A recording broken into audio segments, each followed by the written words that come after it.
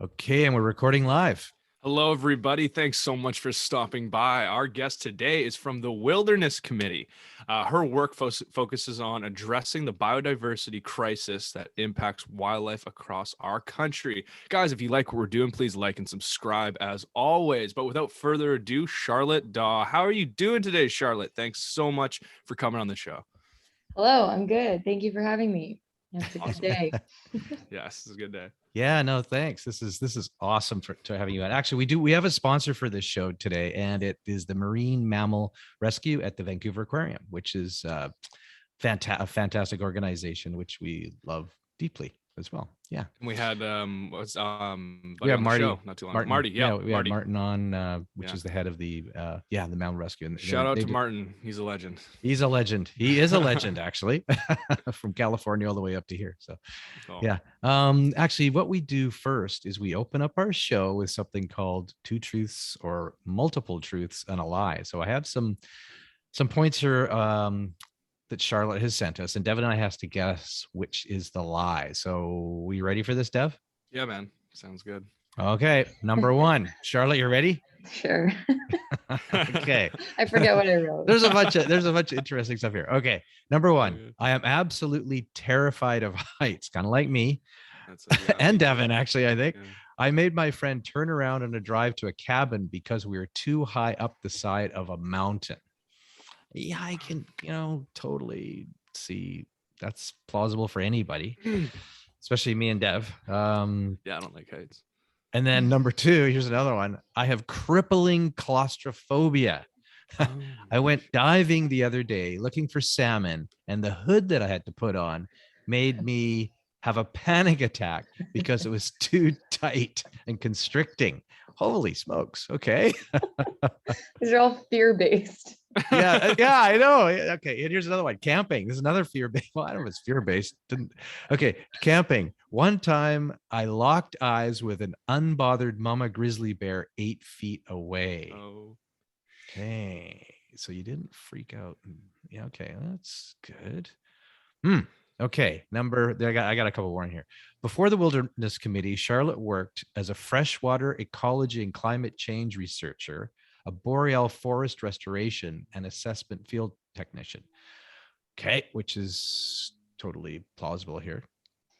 And last but not least, I am terrified of whales. Wow, it's a real thing. Look it up even.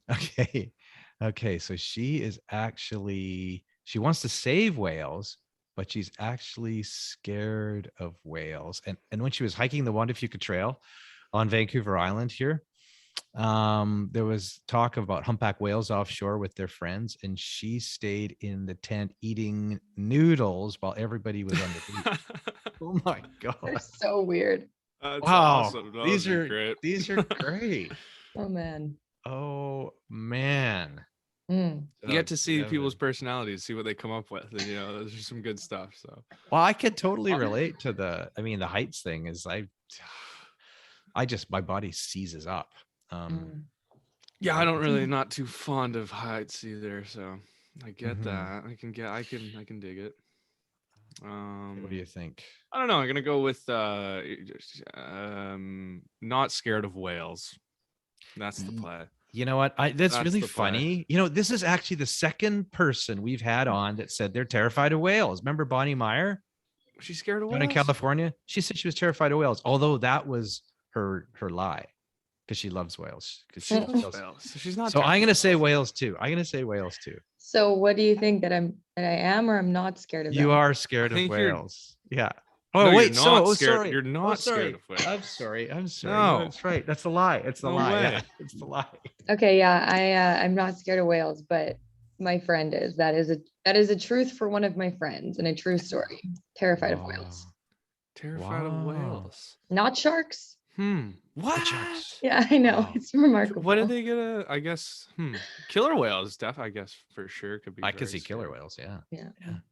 Wow. But I guess if you're like in a kayak or something and this big kind of like big ominous monster thing swims under you, that can be pretty terrifying. Like that makes sense. But for her, it's like we're on the beach and if she sees a whale, like a fin or like, yeah, like no Hmm. way the whale could get to her. Right. She's still terrified. It's, Okay. yeah, we've talked about it. Yeah, I Oh, really find it interesting. So That is very interesting. I Huh. know. wow. Yeah. And all the others are true. So you are scared of heights? No, I'm not. Oh, you're not. Sorry. Double whammy. And you're not Bam, bam. claustrophobic. I needed to Uh, win, so I thought I would cheat. And then, yeah. It's the only way. yeah, It's okay. I'm scared of heights. I'll throw that in there. Yeah. yeah. I'm scared of heights. No, So yeah, yeah, no, go ahead. just very, very claustrophobic. That's the one that Oh, I'm, you're a claustrophobic. oh Ah, my gosh, it's so bad. and Yeah. you're a scuba diver and you're Yeah, claustrophobic. That's that a weird one. That's a That's bizarre one. That'd be tough. I had a full panic attack. Yeah, the hood I had to like take off and put on, and I like, yeah, like my body just like, it was like straight, and I like can't move. Wow, no Dang. way. Ooh, that's sketchy. Where were you diving? We were actually just doing some stream dives in Chilliwack to see the spawning salmon. Oh, Yeah, it was nice. really great. Cool. A nice. lot of dead salmon, which is actually a great thing because that's like the end of their life cycle and like Mm. the full purpose. That Yeah, like that's the yeah, best case scenario to see those salmon there. yeah, So yeah, it was a little spooky, just like dead salmon floating at your face, but yeah. it was really awesome. Right. Wow. Yeah. Actually, we did a 4-day river float this summer up in the Kispiox River in northern BC, and on rafts. And then we took our masks and everything to float with the salmon because there were hundreds of thousands of salmon in the river. But the Mm. day before we launched, it rained like crazy, and the water was so cloudy for the 3 of the 4 days that we couldn't see anything, which was kind of a bummer. Hey, Terrible. Could you still see their fins sort of above like the on murky the water? on the third or fourth day, yeah, they were Yeah. starting to clear out, and we could see, I mean, thousands of them in, There's a lot in of the back 80s and everything. Hey, Dev, it was Yeah, yeah, it's crazy. yeah, it So was totally cool. crazy. So Yeah. you so so so before joining the wilderness committee, you mentioned that you worked overseas and you were working to restore, coral reefs and things like that. Where have you been? Where were you working? That was in Cambodia on this little Mm, island that sort of all of the garbage and everything would wash up from the mainland, sort yeah. of on this little beach town. So we and then also there was dynamite fishing Dynamite fishing, everywhere. yeah, dynamite This fishing, was right? yeah, so Yeah, they I know. bombed the reefs there, I Oh, I think forgot. probably in like the 80s or 70s or something. But Yeah. so part of what we did there was just like provide basically structures for coral to grow again. That's kind of Mhm. just what they need. Like I love how nature's like that. If you just give them a foundation, it will kind of do its thing. So Mm. yeah, we just like would make these like structures and then anchor them in the ocean, and yeah, kind of just continuously doing that and watching the coral start to grow back and fish come back Yeah, and yeah. cleaning up beaches, and yeah. That's really cool. Wow. I know, like when I was yeah, in the early 1980s, I was kind of stationed in Egypt for about 5 years on and off, and I was doing underwater surveys down the Red Sea, and I was mapping all the coral reefs. I was mapping all the sensitivities from sensitivity mapping, Cool. and I'd come out of the water and I'd be on the boat and I'd hear this wham. I'm like, what the heck was that? And then wham, and they were dynamite fishing. So I was Wow. down there mapping the coral reefs, and these guys were freaking blowing these things As up. they're blowing it up. Yeah, Oh my and they're goodness. collecting the fish because the compression blast knocks the fish out, and they float to the Yeah, surface and they scoop them off. And so brutal. yeah, it That was would be scary to like be like in the water and like hearing these. Like it's got to be pretty loud, I yeah, imagine. yeah. I was actually out on the boat when I hearing these on the boat, and then back on land, and we're yeah, it's crazy. It was just absolutely Yeah. insanity, Yeah. So that's really cool. So it's interesting to talk to people that have had experience kind of working overseas and doing things overseas. So Mhm. what made you join the wilderness committee? What was a turning? There must have been some kind of was there a turning point or a light that went off in your a light bulb or something that I don't know, like yeah. Yeah. Honestly, I had multiple, like, you know how like you might picture your path going a certain way and then it just veers hard to like the right or the left. Like that Mm. happened so many times to get me to this place. Like I always knew I wanted to study environmental sciences, and Mhm. right out of high school, I was enrolled at U of A to go into environmental sciences, and then I did some traveling and I worked at a wildlife rehab overseas, and I was like, oh my God, like Hmm. this is what I want to do, but it's only volunteering. So I have to find a job that I can do this on the side. So I like canceled my course sign up or whatever, and like got into nursing somewhere. It was Yeah. so weird. It happened in like a month, and then I was studying nursing for like half a year, but like couldn't focus because I just kept researching the environment and like doing different things on like, I remember like studying, I was supposed to be studying for a final, and I was just like up all night like looking up like Fukushima or something like Yeah. that. And Yeah. yeah, and then so yeah, fast forward like 4 years later, I ended up back in the same program at U of A that I originally wanted to do, Right. studying environmental sciences. And then it was getting close to the end of my degree. I had about 4 courses left, and I was like, okay, like I know what I don't want to do with this degree. Like I don't want to work for oil and gas. I don't want to work for forestry. A lot of people in Alberta end up, those are Me kind of too. like your only options, right? So Yeah. Yeah. I was like, what else is out there? And then I just jumped online and I saw the job posting that I have now. So for the Wilderness Committee, and just being a campaigner, yeah, Mhm. conservation and policy campaigner. And I was like, wow, that's like exactly what I want Yeah. to do. Yeah. And yeah, I got the job. I don't know why. I always ask my boss, I'm like, why? No, I'm just kidding. But yeah, no, I felt really Uh, lucky to get the job just out of school. So yeah. yeah. Wow. That's interesting. So, so, and you guys like the whole wilderness committee, you work, with species at risk, right? That's kind of the Mhm. mandate. And it's mostly, it's Canada. Is it Canada only, or is it Canada, United States, or? Well, I mean, that's a good question because like Hmm. species know no boundaries, right? True. So Yep. That's right. um I mean, I'd like to say that we pressure more in the States, but honestly, this was probably gonna blow your mind, but the US has like a better law than we do. So a lot of the Mm. times the United States is actually doing better than we are for species at risk. Wow. So I work mostly within Canada, and then also pretty like with provincial focus as well, like Ontario and BC. Yeah, just Yeah. like working on policies So, here. so you said that the U.S. is doing better than us in their policies and protection and things like that. So, where are we falling short north of the border here? Like, what type of things are we kind of failing to do to help protect these species at risk? I think the biggest thing Mm. is our Federal Species at Risk Act does not automatically apply to non-federal land. So it's kind of hard to think of, but like, so in BC, non-federal land makes up 94% of the land base. So although we have this very like, robust law, when you read it, it sounds amazing. It actually Mhm. only automatically applies to 6% of the land in BC. So for a species located anywhere else besides that 6%, there's virtually zero automatic protection that happens from the law, even if you're an Wow. endangered species with like, so let's say 3 owls left in the wild. If you're not in a provincial park, a post office, a military base, like some type Wow. of Wow.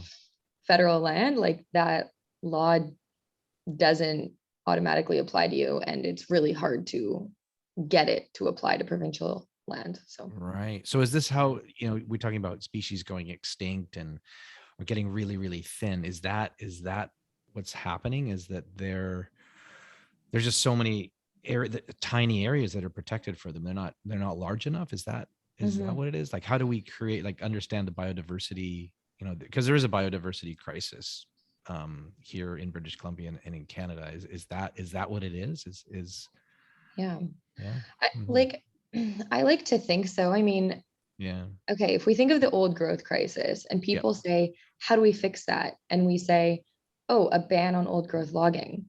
I think the biodiversity crisis, and why it's been hard for me to communicate this, is when people think of the biodiversity crisis, I feel like people are like, well, it is how it is. It's because of our way Mhm. of life, and it's because of, yeah, just like how we live. And there's less like, um, I feel like obvious solutions, but there are obvious solutions. And that to me is a species at risk law in Right. each province. Like, so when a company wants to go in and let's say log a forest, let's say that forest, we saw this in Fairy Creek, that forest is known to have marbled murrelets and western screech owl and this endangered lichen, all of these things. Sure. Because we don't have a law that protects species on provincial land, that company didn't have to do a single thing to help mitigate those impacts or stay away from that forest. If we had a law, that company would first have to look to avoid that area.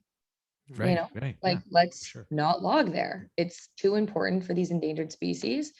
And so we don't have anything like that. Which is like really crazy when you start to think about it, how you can log, you know, the forest that the last breeding pair of spotted owl is in, and that's Yeah, not breaking any yeah. law. It's crazy. Yeah. So Now, yeah. isn't the spotted owl extinct in the wild? But they do have them in captivity. Is that right? I don't. Yeah, get ready for this is the saddest story. Oh So no. there's one breeding pair of spotted owl left in the wild and one juvenile, and the adults are tagged, and recently within the last 6 months the male adult has gone missing. So What? I know. Oh my God. But so here's the thing about spotted owl is there is a breeding facility, but there's also a source population, which is like basically when scientists and biologists are trying to figure out if a species can be recovered, they look for, does it have a source? Is there like some population that's healthy that can kind of feed out to other areas where they used to exist? And the answer is yes. There are spotted owls in California. The population isn't, you know, it's declining, but it's still large enough to be a source that if we can protect their forest here and kind of grow it back to a usable kind of landscape for spotted owl, then we can recover them. Yeah, I think we're going to get actually a large chunk of their critical habitat identified soon, which is going to be a huge win for spotted owls, and hopefully one day have them back. Wow. We actually had this is crazy too. Like we had an owl, a baby owl, a little guy, I don't know if he was baby, a little tiny guy, hit our window the other day on our deck here. And he was stunned and he was laying on the deck, and I thought, oh my gosh, like he's done. And we just kind of went out there and kind of just watched him for a little bit and kind of helped him along. And he actually got off and he just kind of flew away back into the trees. I'm like, oh, thank goodness. It was the most beautiful. Oh my gosh, they're the most incredible creatures. They're so cool. Do you know what kind of owl it was? No, I've got pictures. We actually took a few pictures. I have to look it up. Yeah. It's so cool. Don't know. We have quite a few around here. At certain times of the year you can hear them and you can see them in the trees.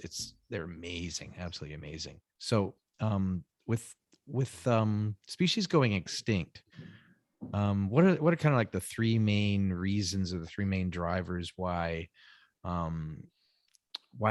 species are going extinct? Like what's going on out there? Yeah. So the three biggest drivers of biodiversity loss, and when we say biodiversity, it's diversity of living things. So from like lichens to slugs to plants to animals. Yeah. And so the three biggest drivers are like land degradation, like habitat loss, over exploitation, so like direct harvesting of those animals, and climate change. And I mean, the reason that I when I read that list, I don't feel hopeless, because those first two things are directly within our control. Like it's very, very, like if we wanted to fix those two first drivers today, we could say, okay, no more critical habitat loss. And then like species are so resilient, they would be able to recover. We could say, okay, we're going to stop overfishing, species would recover. So, and then the last one, climate change, is obviously a bit of a runaway train, and it's going to be a bigger thing. And so I think we need to really focus on the first two in order to sort of mitigate impacts from the third. Yeah. The climate change thing has just been, just in the past several months, or even since the summer, we've just been seeing it all over the world. And even here where I thought, years ago that we were totally protected in the Pacific Northwest.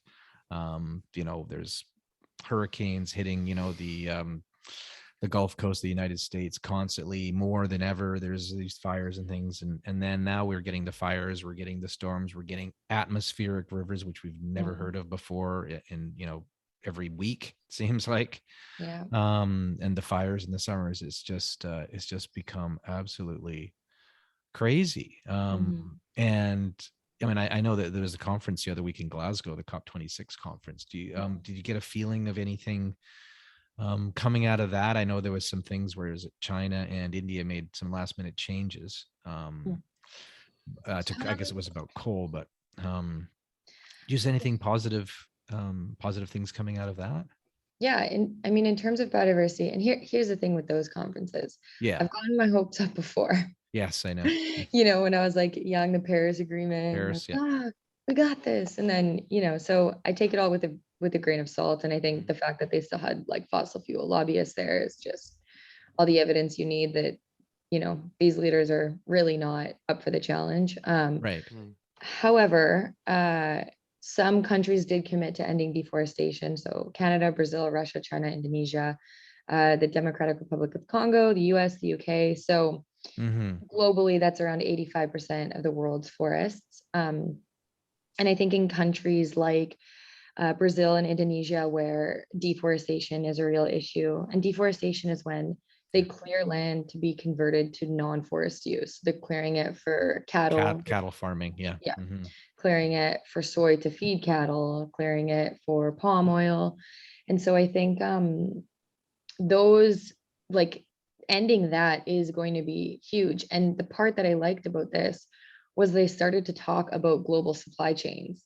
And this is the first time I've ever heard of politicians actually start to acknowledge the harm that these global supply trades and deals have done, like, to, foreign workers being exploited, cheap labor, child labor, to the clearing of land for soy products that feed cattle in, places like North America.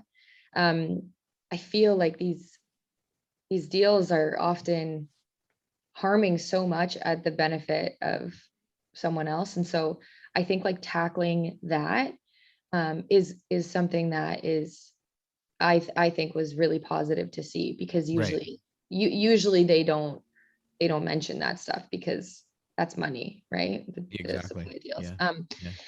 So I think in those cases, like, that's going to be huge. And the fact that Brazil signed on is quite remarkable. Yeah, that is remarkable that Brazil signed on. I can't actually believe that, but I know. Yeah. Yeah.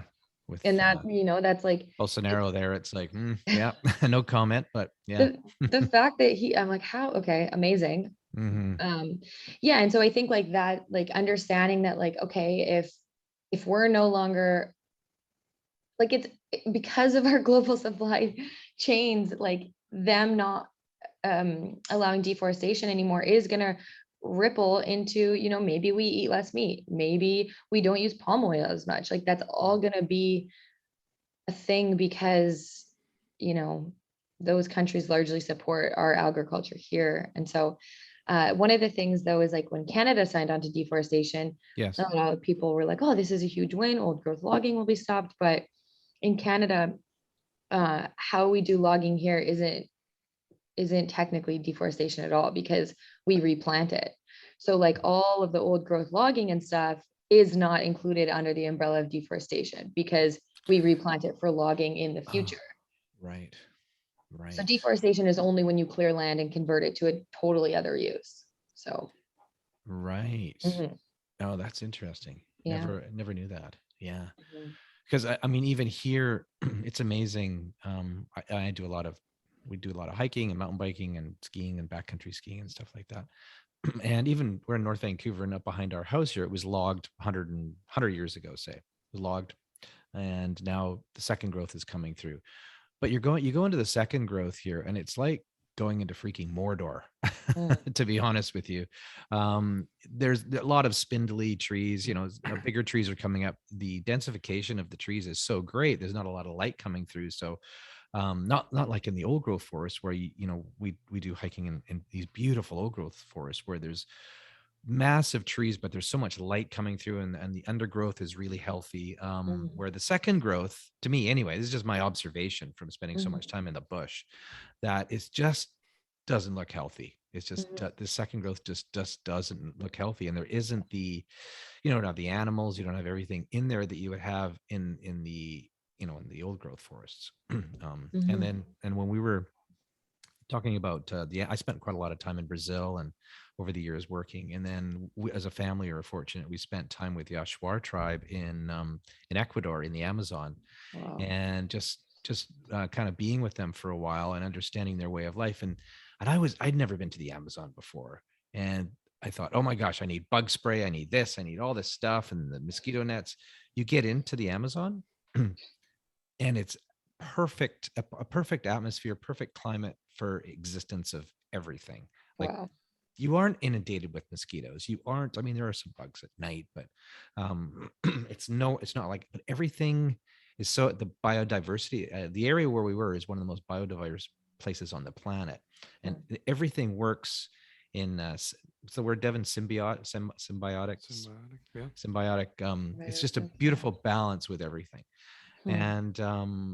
And it's just incredible to see. And then with the deforestation down there from Brazil and all these countries, So slowly sad. cutting, and then with the oil and gas industry cutting into these areas, including the rivers, it was just absolutely shocking. These Mhm. people that live the way they've had for thousands of years, similar to the indigenous people that have lived here in North America. Mhm. And it's just really sad to see. So is there, I'm sorry, I'm rambling on here, just kind of, you got me What's the going thing with too just with the experience. Yeah, sorry, go ahead. I'll note there on like the indigenous tribes, like they think so far in the future, right? Like I Mhm. can't remember the Oshawa, but I know like native tribes here in Canada, it's like they think 7 generations or whatnot in the future, Yes. rather than Yeah. thinking about like, I'm just gonna, everything that I need is now, and I'm gonna take care of my kids, and when you're not there, screw everybody else type thing, basically, right? Yeah.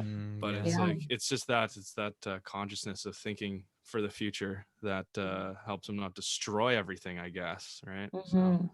Hmm. Yeah. And I mean, like, I think there's like well, obviously there's so many teachings we can like use Mm. from like indigenous way of life. Yeah. Indigenous managed lands in Brazil, Canada, and Australia harbor more biodiversity than even our protected areas. Mm. So Yeah. I think that shows us that like it's not about like, I think also part of the like the Western idea is like, oh, we can't like, there's no way we can engage in nature that's not harmful. Therefore, like, why should we try? Like I hear that all the time. People are like, well, everything you do has an impact. And like, Right. a lot like if you think about it, like that's, species interact all the time, Mm. right? There's benefits, gains, there's push, there's pulls, there's all of this. And I think like indigenous way of life has like known that, and there's responsibility to like give back more than you take, but you can still take, but you have to um yeah, like you have to tend to the land as well. So I think these are just some of the readings I've learned from people like Robin Kimmerer. um Hmm. yeah, so I think like there's a lot of like learning and um yeah, that just like we need to do and like catch up on, Mm.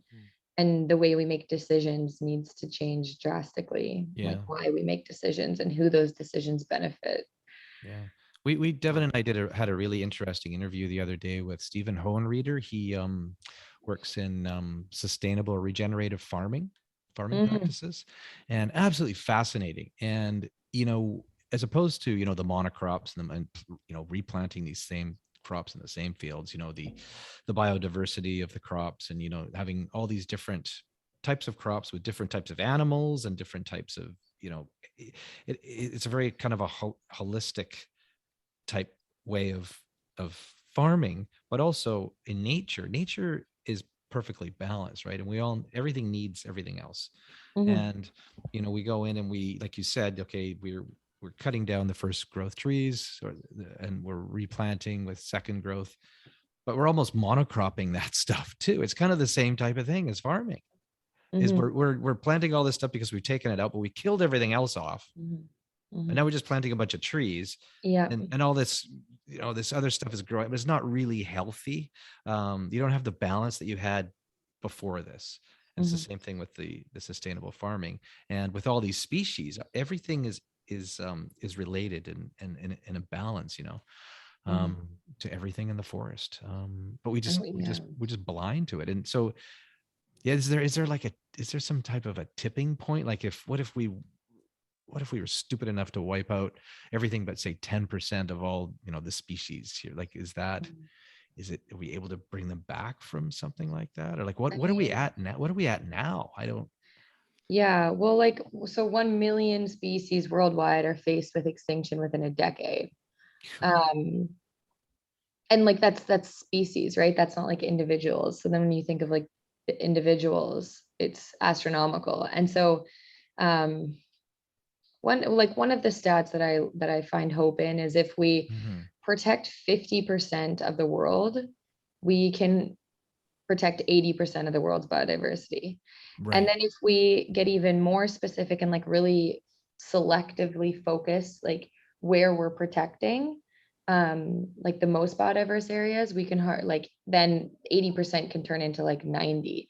So like I said, I think it all feeds back into how resilient species are, but they will eventually hit a tipping point, right? Yeah. Those positive feedback loops, like we could see with like herring and like kelp forests, like everything is tied in to each other. So you lose one and that will just have a cascade of impacts. But in the same way, if you bring that one thing back, that will also have a cascade of impacts in a positive way.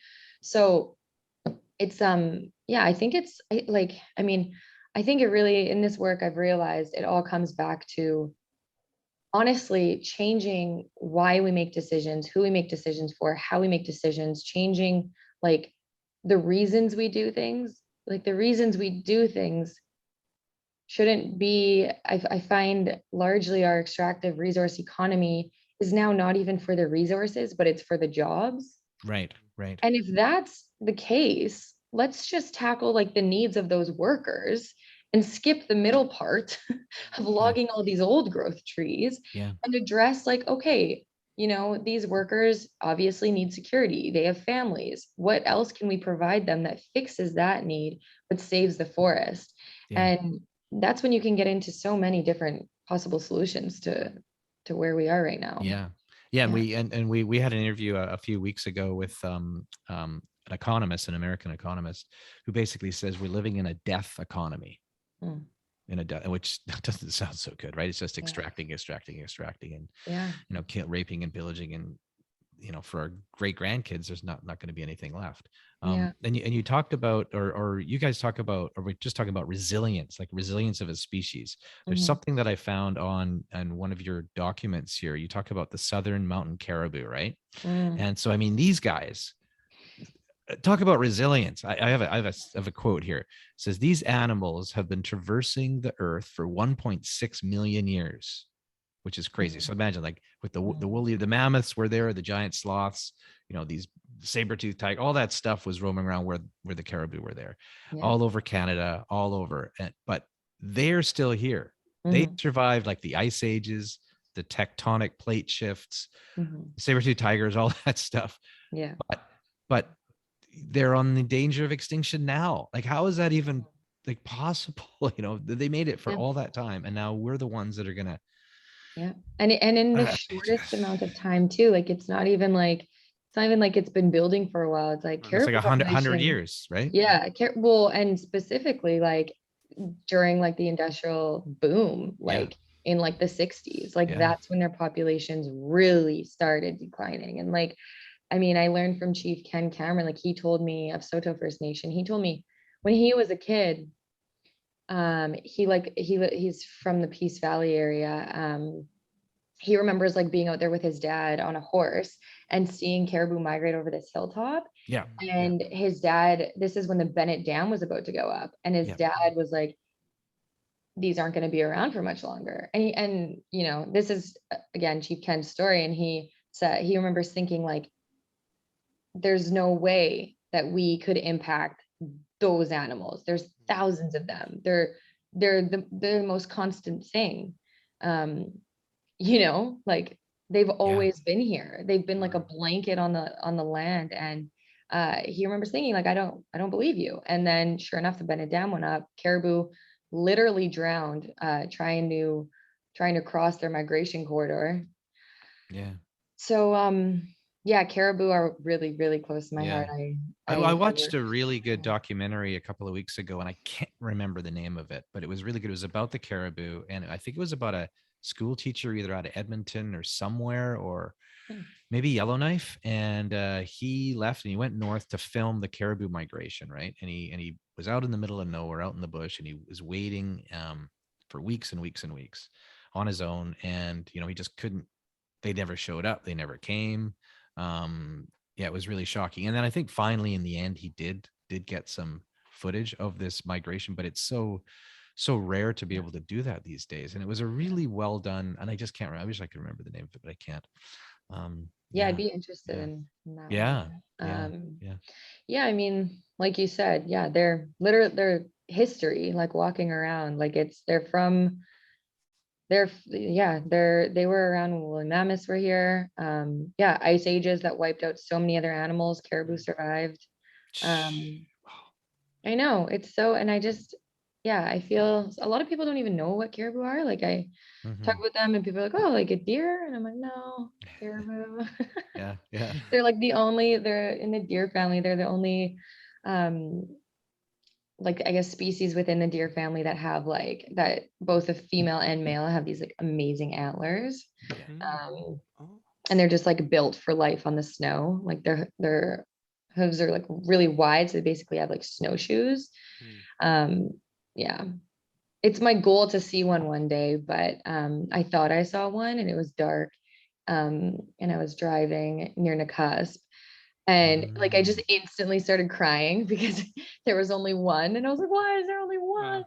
And then yeah, I was like, I did a little bit of research. I'm like, okay, it was probably an elk just because the caribou in that area like don't usually come down that far to the highway. But then later on I discovered that there were tracks seen around that area. So who knows? Maybe it was a caribou. wow, Yeah. wow. Yeah, and in the north too, there's the indigenous peoples that have lived with and lived using the caribou for millennia, right? Mhm. And so their food sources are, yeah, it's I know, it is just shocking. I mean, I think because of COVID here, I mean, my wife and I were kind of addicted to Knowledge Network, which is, I guess, is a good thing because there's a lot of really good information out there as opposed to Mhm. watching your general TV show, and a lot of really good documentaries that learning all this about the caribous and spotted owls and the orcas and all these endangered species now. Yeah, it's but I'm actually the positive, I guess the positive thing is younger people like you guys are way more switched on to all of this than we ever were. Mhm. I remember as a kid the spotted owl was a thing, but because it's been endangered for like 50 years or something like that. Um, Mhm. but I mean, you guys are way more switched on and making change and making our world a better place. And I guess it was our generation that has messed it all up. Seriously, we have. Mhm. And but I really do see a spark. I see a spark, and I see a lot of positive stuff coming out of all the younger people now, with everything from protesting to getting involved in government and which is really important. I mean, I think that the protesting and whatnot is great. It has to be done, but I think the most important part of it is actually getting involved in the communities and getting involved in local governments to make these changes. Mhm. We can Yeah. protest as all we want, but unless we really take part in the change, Yeah. we can just keep on protesting and nothing will happen, right? Yeah. Yeah, I think it's going to take, I mean, we've seen it here. Like we've been pushing for old growth protection since like the beginning of the Wilderness Committee. yeah, yeah, Um, and it's taken so long. And so I think you just really need you need everyone on board. You need like government's not going to make a change unless, people very clearly make them. And yeah, so like contacting your local MLAs and yeah. um yeah, getting involved that way. And then, I've seen blockades go up for caribou protection now. So like it's Sure. just spreading, like this fight and this will to protect what we have left is just growing like Yeah, crazy. And yeah. I think that's really amazing. And I'm trying to get like my parents involved more often. I'm trying to be like, come on, guys. Yeah.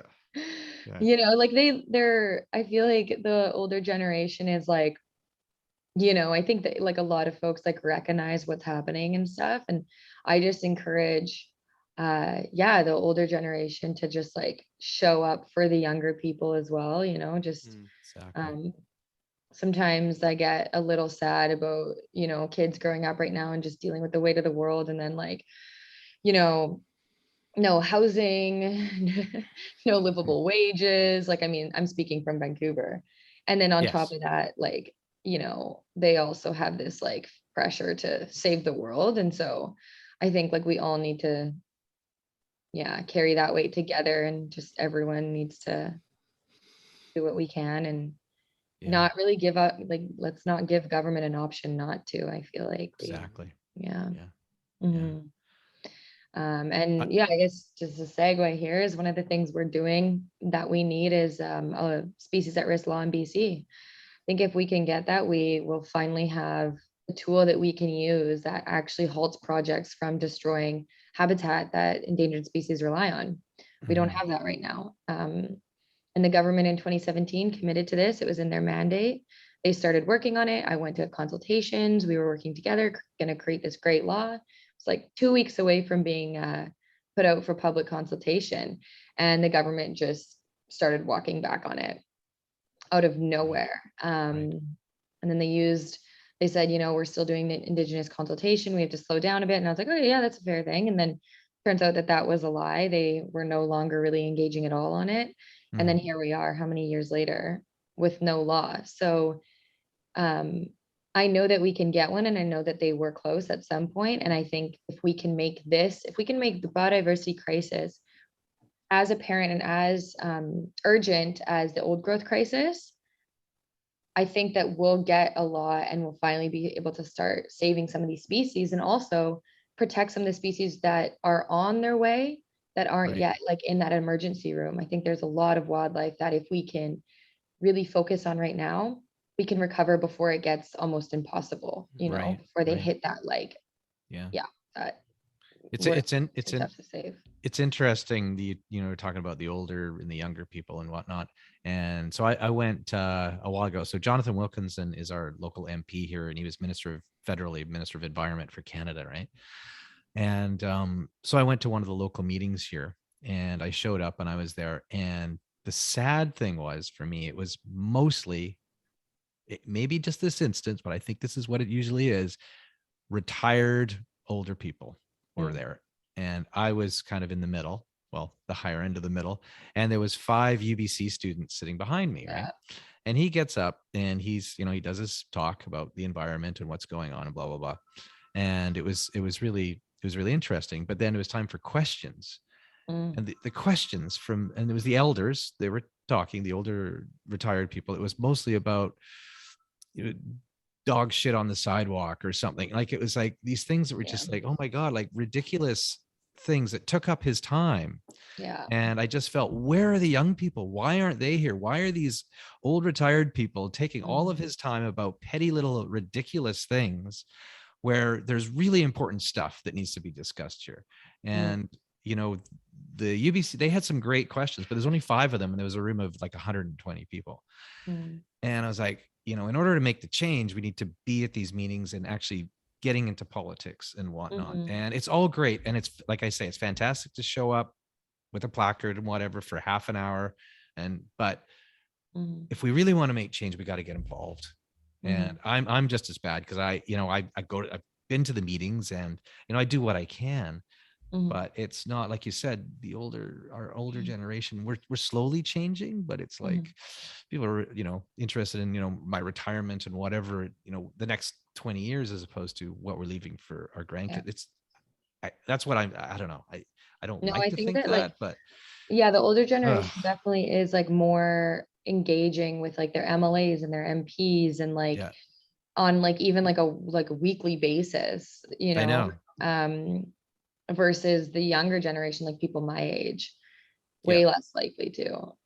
Yeah. Yeah, that's a good point. It's an Which interesting I point. think, and the minister will stand there and he'll say, guys, I'm doing this. I mean, I volunteered for years, and I'm doing this.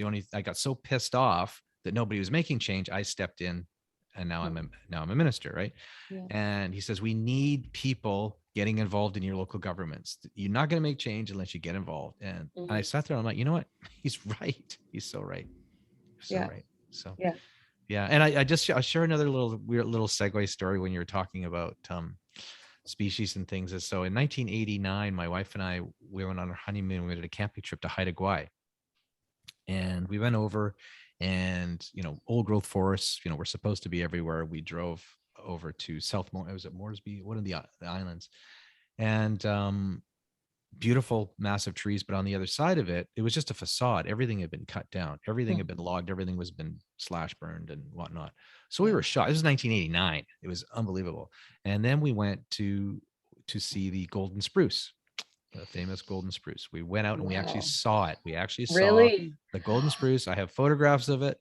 And I'm like, okay, it's a golden spruce, I didn't think any big deal at the time. Mhm. And then we came back, and then, a few years later, it was cut down, and then there was a Yeah. book written about it and all that.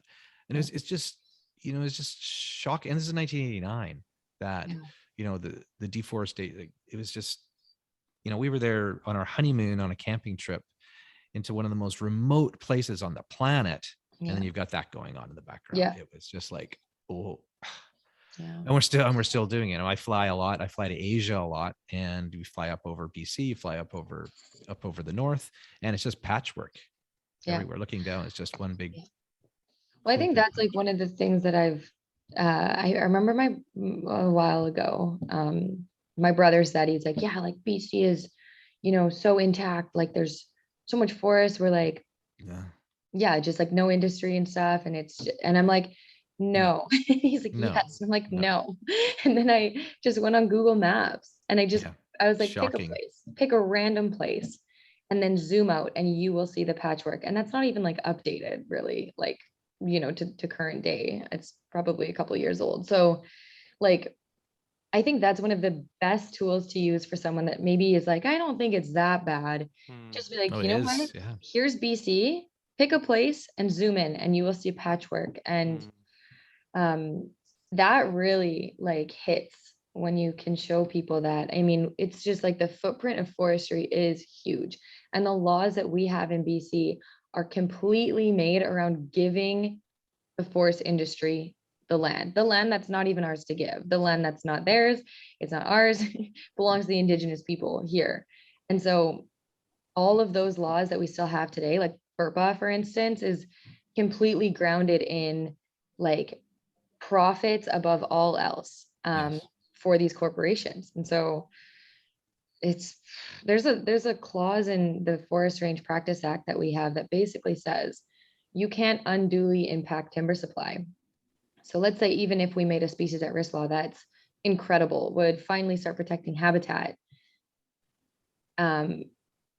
except if it unduly impacts timber supply.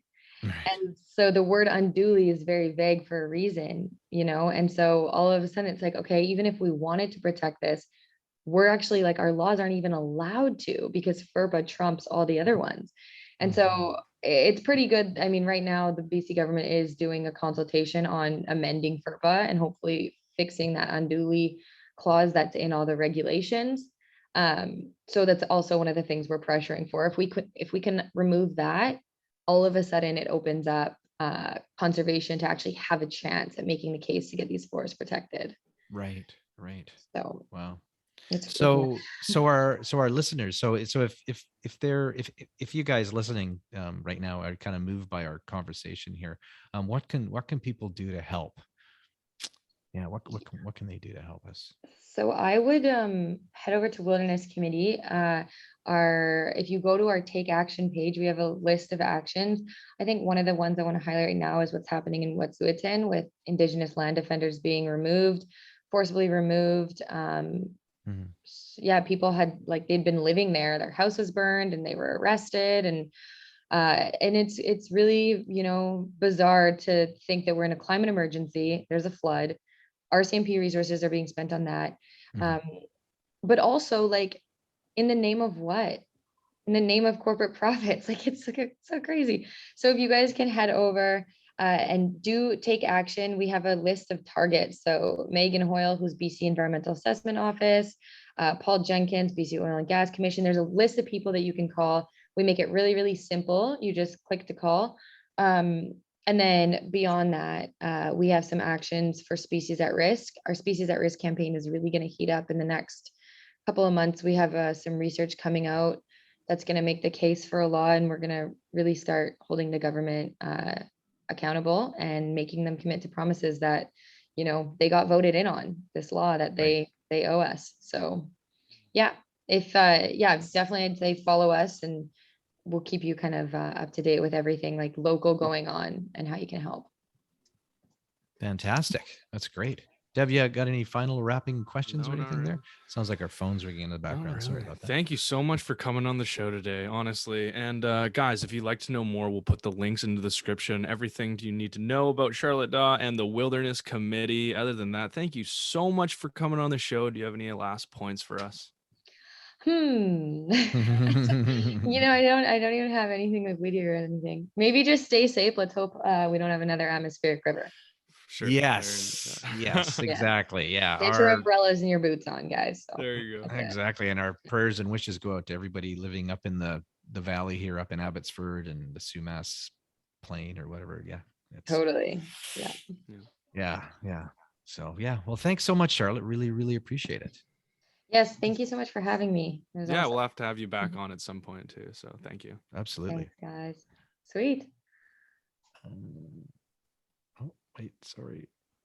Did you end it? No, it's still going. I am stuck here. What have I done? I've hit leave meeting by accident. No. Did you forget to record? Should we do it all again? No, it's yeah. yeah.